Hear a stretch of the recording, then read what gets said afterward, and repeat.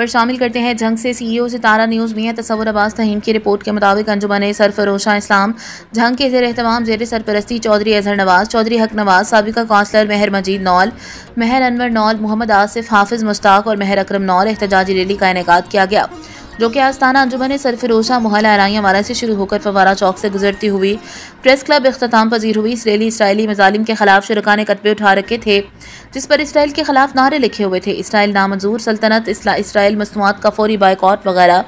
इसके अलावा इसराइली मजालिम के खिलाफ शदीद नारेबाजी की गई। मुकर्रिरीन ने मीडिया से गुफ्तगू की, इस्लामी ममालिक बिलखसूस पाकिस्तान के हुक्मरानों से पुरजोर मुतालबा किया है मुश्किल की इस घड़ी में फ़लस्तीनी भाइयों का भरपूर साथ दिया जाए, इसराइली मजालिम को रोकने के लिए भरपूर अमली इक़दाम किया जाए।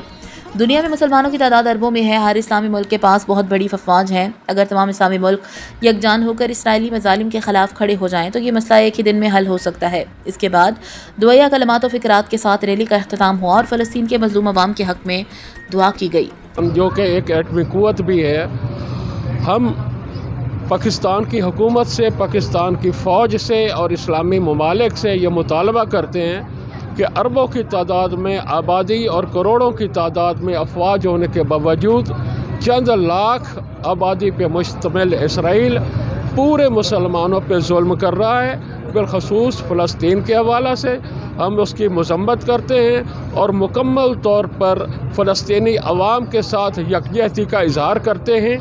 और मौजूदा सूरत हाल में जो पाकिस्तान और इंडिया की टेंशन है, हम पूरी कौम से ये अपील करते हैं कि वो मुत्तहिद और मुत्तफ़िक़ होकर इंडिया के ख़िलाफ़ भी सीसा पिलाई दीवार बन जाए। अल्लाह रब्बुल इज़्ज़त यकीनन जब भी मुसलमान मुत्तहिद होकर निकले हैं तो अल्लाह की मदद शामिल हाल रही है। अल्लाह ताला सब पे करम फरमाए। कहाँ पे होगा रैली का